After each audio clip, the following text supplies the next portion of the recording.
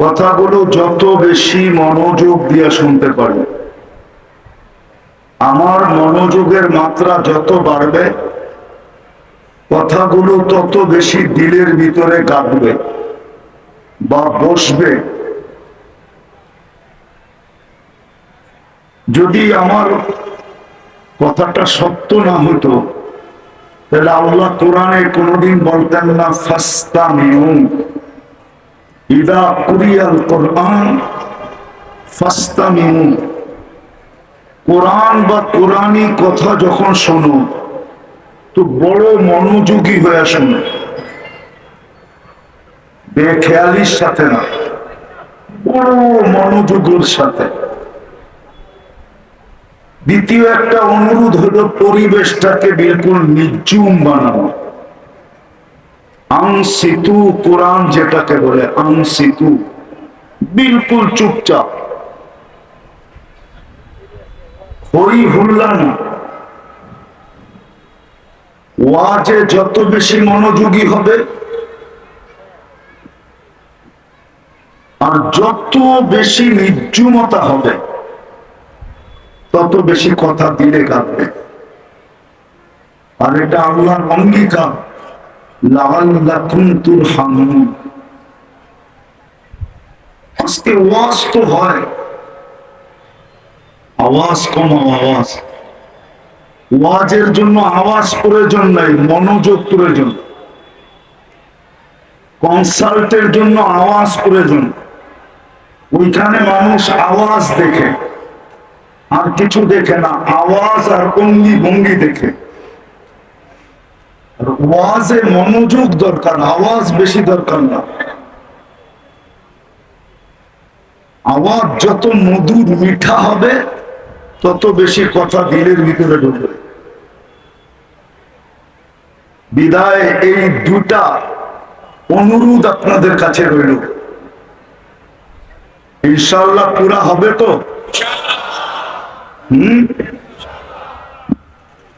মোটা কথা বলতে চাই, মোটা। আমার কথা লম্বা হবে না, হয়তো 15-20 মিনিট হবে। এই জন্য খুব মনোযোগ দিয়ে শুনতে হবে, কেননা দীর্ঘ কথায় আমি বিশ্বাসী না। কেননা মানুষের মেমোরি এখন আর মানুষের কাছে নাই। আমাদের মেমোরি এখন চলে গেছে প্রযুক্তির ভিতরে। এই জন্য একটা উদাহরণ দিব। এইখানে কোন ছেলে দাঁড়ায়া, স্কুল হোক, কলেজ হোক, ইউনিভার্সিটি হোক, ও 17 নম্বরের নামটা আমাকে শুনাইতে পারবে না। চ্যালেঞ্জ, 17-এর নামটা শুনাইতে পারবে না। ও বললেই ক্যালকুলেটর নিয়ে প্রথমে পূরণ করবে, তারপরে শোনাবে, মুখস্থ পারবে না। অথচ এই বুড়া করে জিজ্ঞাসা করেন, যারা ক্লাস 5 পর্যন্ত পড়ছে, ওরা 25-এর নামটা মুখস্থ করতে হয়েছে। জিজ্ঞাসা করেন, মনে হয় উনিরা পড়ে নাই। 25-এর পর্যন্ত নামটা মুখস্থ করতে হয়েছে, নাইলে বেতের বাড়ি খবর ছিল, ঠিক না? আজকের পোলাপান 8-এর নামটা জানে না। প্রযুক্তিতে চলে গেছে ক্যালকুলেটর। আগে বড় বড় মুদি দোকানে হিসাব হতো, চোতা লিখতো, তারপরে মুখে মুখে হিসাব করতো। এখন সব ক্যালকুলেটর।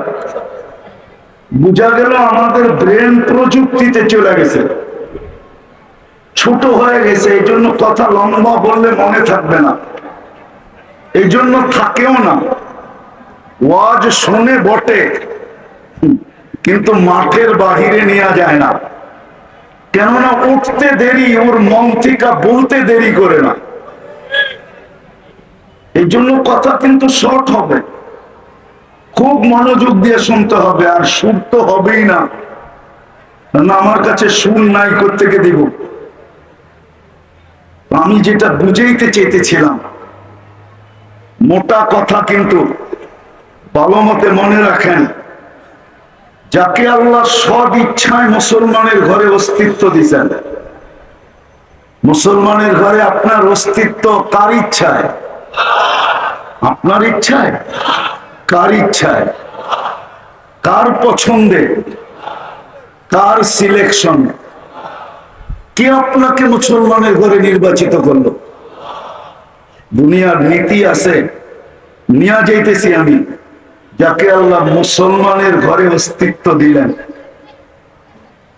আছে দুনিয়াতে নীতি আছে। অনেক সময় কেউ কিছু পছন্দ করে ফেললে বলার কিছু থাকে না।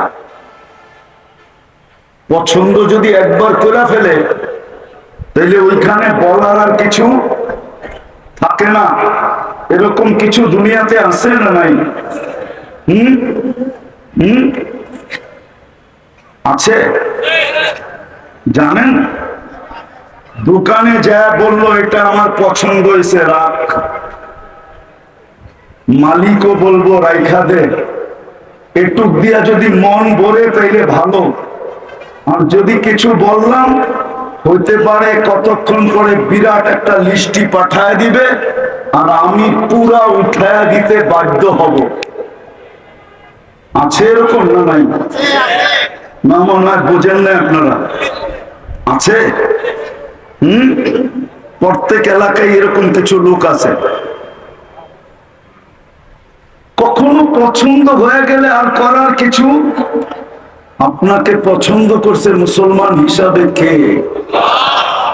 কে নির্বাচিত করছে? কে চয়েস করছে? মনে থাকবে তো এটা? মুসলমান হিসাবে কে চয়েস করছে? আরে ভালো মতে বলেন। আল্লাহ বললে গুনাহ হবে না, প্রত্যেকবারে 40 নেকি পাবেন। 40 নেকি। যতবার আল্লাহ বলবেন অতবার কত নেকি? কত? মনে হয় কম মনে হইলো, ঠিক না? হ্যাঁ, এই উম্মত তো 1 নেকি দিয়ে জান্নাতে যাবে, আপনার কাছে তো 40টা আছে। 100 বার বললে কতবার হয় জানেন? কত? কয় হাজার নেকি হয়? 4100 বার আল্লাহ বললে। বলে তো না, বলেন। এইখানে তো একজন কয়জন হবে যে ডেলি 200 বার আল্লাহ বলে? কোন যুবকও তো নাই, কোন বৃদ্ধও তো নাই। পীরের মুরিদ রাগ হলেন না, দেখতেছি অনেককে, এরাও তো নাই যে ডেলি 200 বার আল্লাহ বলে।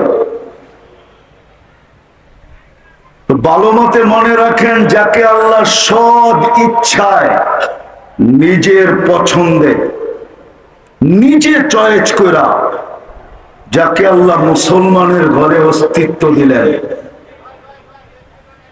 শুধু এইখানেই শেষ না, শুধু মুসলমানের ঘরে অস্তিত্ব দেন নাই, সাথে সাথে সর্বশ্রেষ্ঠ নবীর উম্মত, যাকে আল্লাহ নিজের ইচ্ছায় বাছাই করা বানাইলেন। বাছাই করা।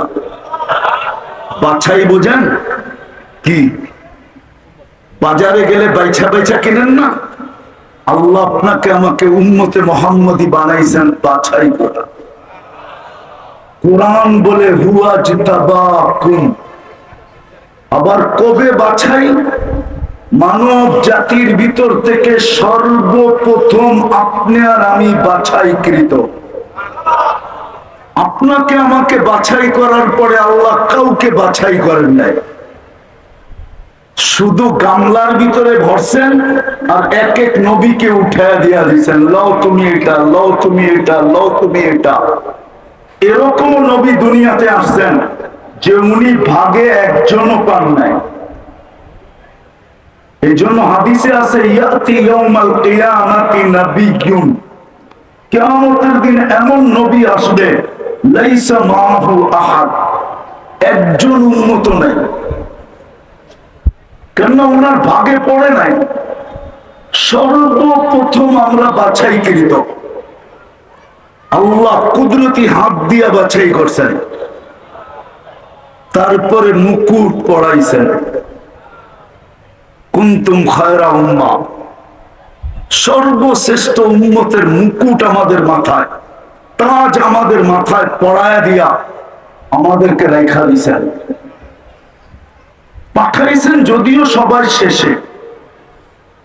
বিদায় দুটা কথা স্মরণীয়, যে নিজেকে মুসলমান ভাবে,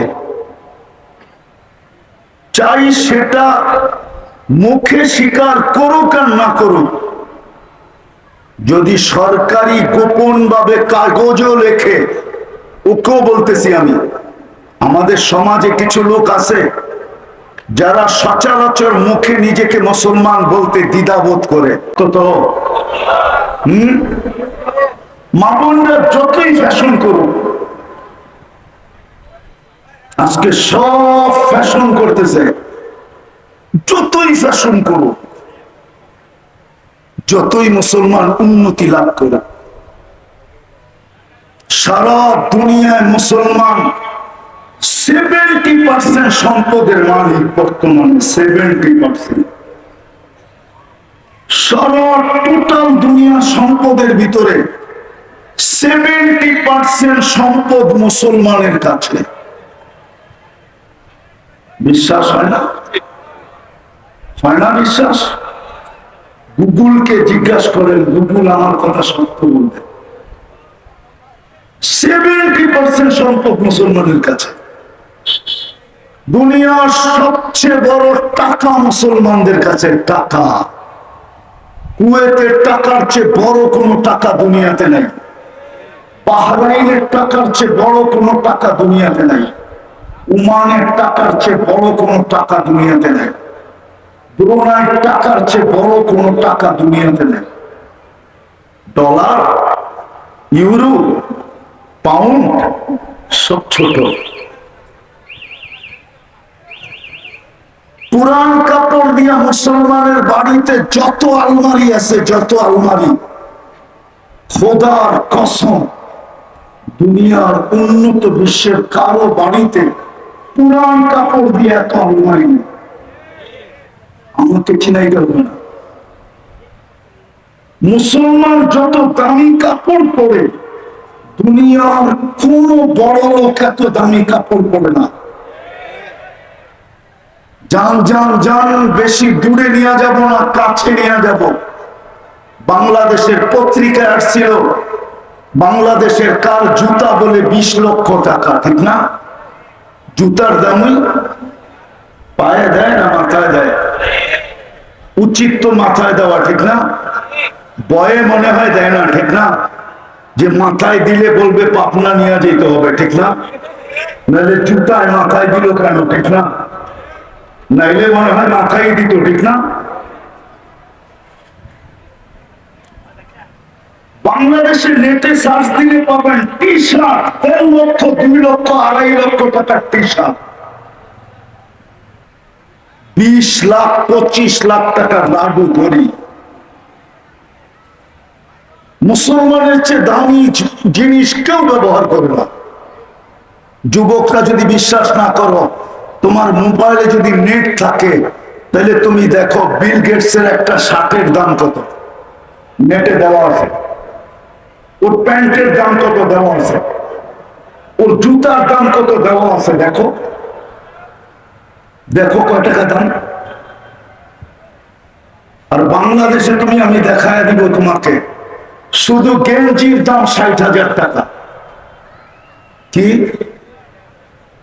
গেঞ্জির দাম? আমি বুঝানোর জন্য বলতেছি, কটাক্ষ করার জন্য না। 70% সম্পদ মুসলমানের কাছে। 200 কোটি মুসলমান, সবকিছু থাকা সত্ত্বেও আজকে মুসলমান সারা দুনিয়ায় নির্যাতিত কেন,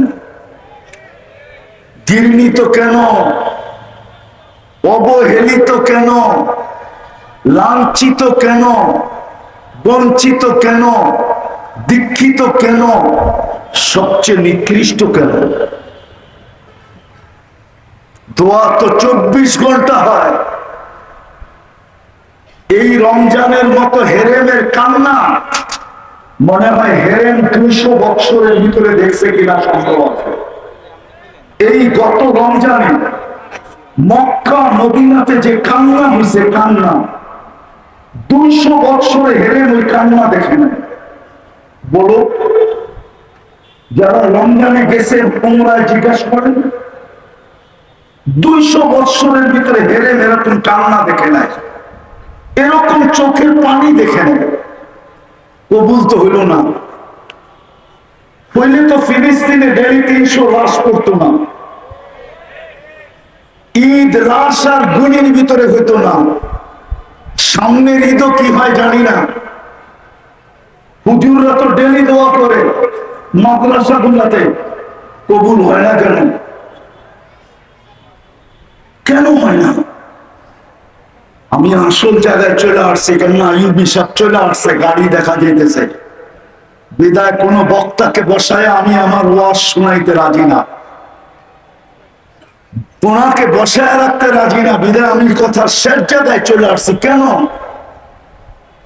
কেননা যে মুসলমানের ঘরে জন্ম দিল আর উম্মতি মুহাম্মদী হল, দিলের ভিতরে গাইখা নেন, আপনি যত উন্নত হন, যত আপডেট হন, যত স্মার্ট হন, যত টাকার মালিক হন, যত কিছুই হন, দুই জিনিস যতক্ষণ পর্যন্ত না হবে ততক্ষণ পর্যন্ত এখানেও সুখ না, ওইখানেও সুখ না। এইখানেও সুখ মিলবে না, ওইখানেও সুখ মিলবে না। আজকে আমরা দুইজনকে কাঁদায় ফেলছি, দুইজনকে, আল্লাহকেও কাঁদাইছি। আল্লাহরও ইজ্জত রাখি না আমরা, রসুলেরও ইজ্জত আমরা রাখি না, দুজনকে কাঁদায় ফেলছি। যদিও শব্দটা আল্লাহর জন্য শোভনীয় না, উচিত না, আমরা আল্লাহকে নারাজ করে ফেলছি, আল্লাহ রসুলকেও নারাজ করে ফেলছি। এই জন্য আসেন তওবা করি, তওবা। আজকে তওবা করলে কাজে দিবে। যদি উম্মত তওবা করে, লিউযিকাহুম বা'দাল্লাযী আমিলু লাআল্লাহুম ইয়ারজিউন, কোরআনের এই শব্দ বুঝায়। এখন তওবা করলে, যদি তওবা করে যদি ফিরতে পারি তো কাজে দেয়। বিদায় আজকে তওবা করি আর ফিরে আসি আল্লাহ আল্লাহর রসুলকে নারাজ করার থেকে। আল্লাহকে মানি, আল্লাহর রসুলকে মানি। দুটা কাজ করতে পারলেই মনে হয় আবার রহমতের বৃষ্টি আর দৃষ্টি আমাদের উপরে পতিত হবে। নাইলে পানি যতটুকু গড়ায় গেছে আরো গড়ায় যাবে। যা বললাম, আল্লাহ আমাদেরকে আমল করার তৌফিক দান করেন। ওমা আলাইনা ইল্লাল বালাগ।